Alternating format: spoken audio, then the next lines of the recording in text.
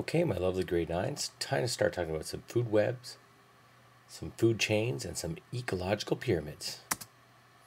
Here's your homework for tonight. Pause her here so you can get those numbers down. First thing we're going to talk about is the ecological niche. It's just how an organism interacts with its environment, so how it fits in with everything it's about.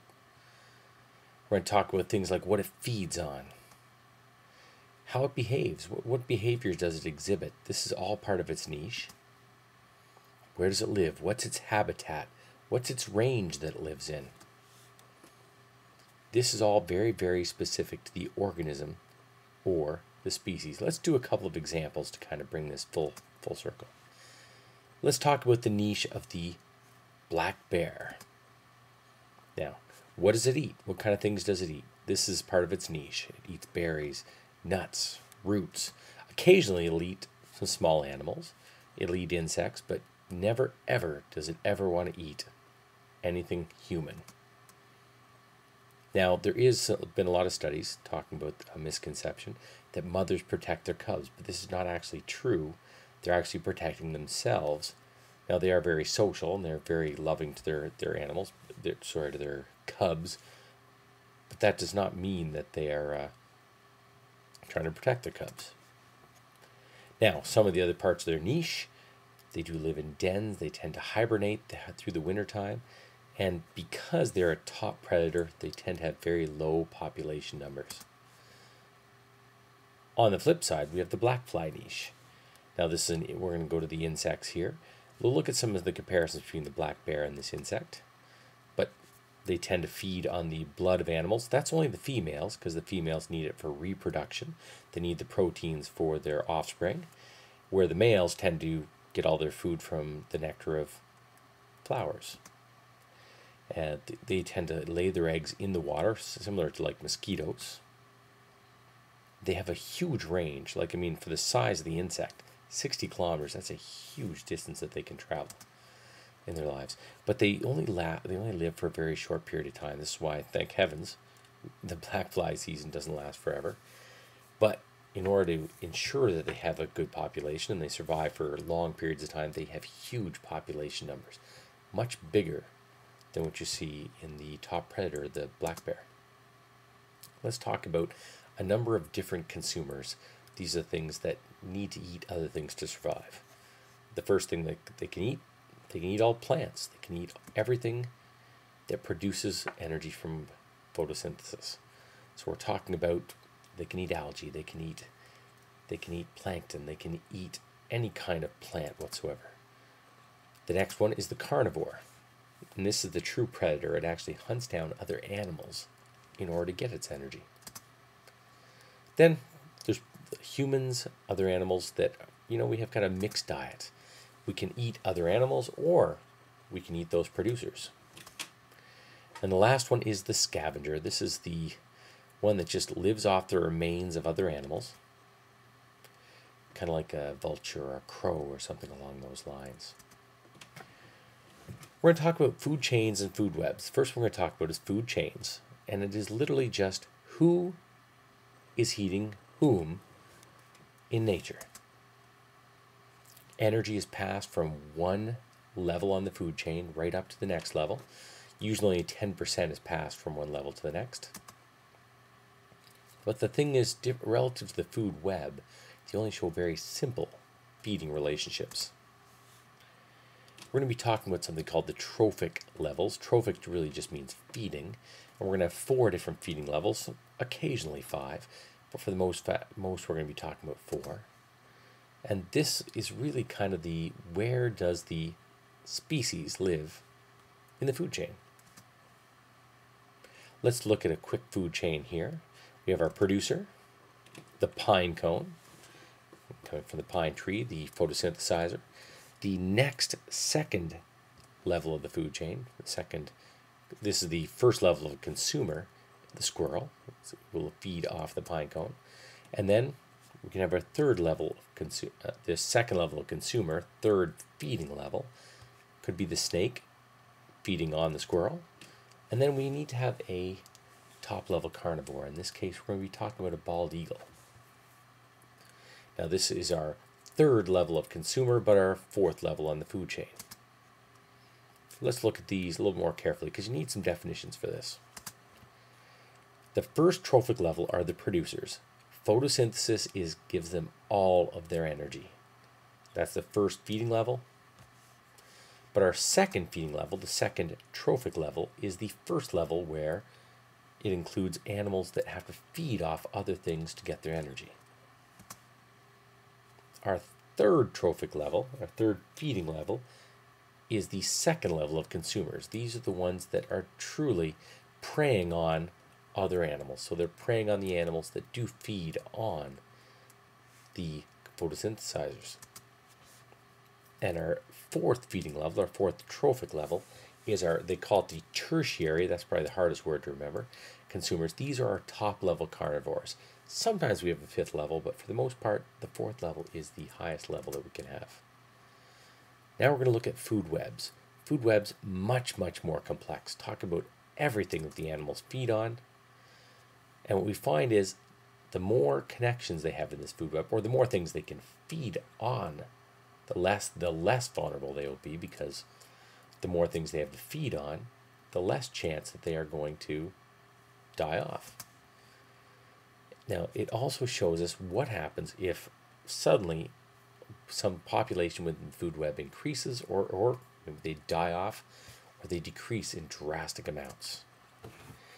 Here's an example of a food web. You can see all the interconnections. Look, the arrow is pointing towards the direction that things are being eaten. You can see here that the rusty crayfish has a huge impact on this food web. And it's not very vulnerable because it has tons of things it can feed off, and really only a few things that feed off of him, actually one, just the minnow. We can look at the same thing as a terrestrial food web, but look at the difference between this and a food chain. It just literally, there's way more connections, there's way more impact that can be imparted if numbers in these populations change. How do I quickly remember who's eating who? Well, I love Pac-Man, but going back to the old retro video games, and if the arrow fits in its mouth, that means it's eating it. So the direction of feeding is always in the direction of the arrow. Now, let's look at a little bit of a simpler food web here. Still lots of connections.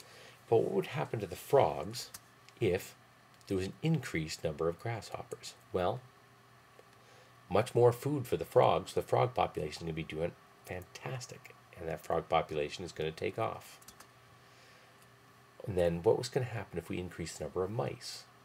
Now, the mice are going to have an impact because they're going to eat more grasshoppers. So they're in competition with the frogs for the grasshoppers. So that means the frogs are probably, their numbers are going to decline a little bit because they're not getting as many grasshoppers in their diet. Lastly, what if there was a decrease in the number of the rabbits? Well, you might see a full circular effect happening here, because if there's less rabbits, there's going to be less rabbits to feed the snakes, so the snakes are going to have to feed on more frogs. The frog population is going to go down. But let's follow back from the rabbits. If their population decreases, then the fruity plants, shown with the red berries at the bottom, they are going to start to flourish because they're not being eaten off of, which is going to mean the grasshoppers are going to do great, and then the frogs are going to do well as well. So maybe the number of extra frogs being eaten by the snakes will be offset by the improved frog population because of the trickle-down effect. Here's some of the trends that we can find in food chains. Energy is lost as you go up the trophic levels. As we said, only 10% of the energy gets passed from one level to the next. Populations tend to decrease up the trophic levels. So the producers tend to have the greatest populations. The top carnivores, or the fourth trophic levels, tend to have the least. We'll show that as we move on here. And we'll also show this as well, is if you actually take the mass of all of the species at any given point, and that the producers have the greatest amount of mass, and then the top carnivores, if you take all the top carnivores, put them on a scale, they have the least. This is what gives us that kind of pyramid effect. And we look at the pyramids. If we totally look in an ecosystem, the number of producers is huge relative to the amount of animals that actually feed off of them. And this number continues to decrease right up to the top predator, the fourth trophic level, or the tertiary consumers. And you can see that it makes that kind of pyramid effect. Now, there are some exceptions to these. If we take a small forest that has only about 200 trees, the pure number of insects that feed off of all these trees would be huge, and even the number of insects that feed on them would be big.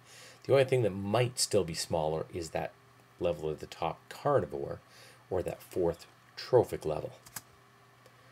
Here's kind of more what we truly see, is we just see that number just continually, steadily decreases as we go up the food chain. Now, the same thing can be said for the biomass. If we put all the producers in a given area on a scale, that amount of mass is way bigger than the animals that feed on them. If we took all those animals, put them on a scale, they're less, right up until we get to that fourth trophic feeding level, where here, 1.5, that's in a given area. Here's kind of that final aspect, is that we can see that only 10%, if we look at the kilocalories on the left-hand side of the pyramid, they tend to go down by 10% every time we go down. So as we move up the food chain, there's less energy. That's one of the reasons why there's fewer numbers as we move up, is because you need energy for organisms to survive, especially big organisms. And if there's not enough energy carrying over, it just doesn't work. Now, we talked about this concept in the past. It's bioaccumulation or biomagnification. Kind of getting way off track, but it does follow the food chains as we go. And this is, if you have a high level of concentration of a chemical like a mercury or a pesticide in an ecosystem, that gets taken on by the lowest level on the food chain, and it gets passed up because none of it can leave the cells of any of the organisms in the food chain. So it just builds up. The higher up we get up the food chain, the greater the concentration levels as we move up.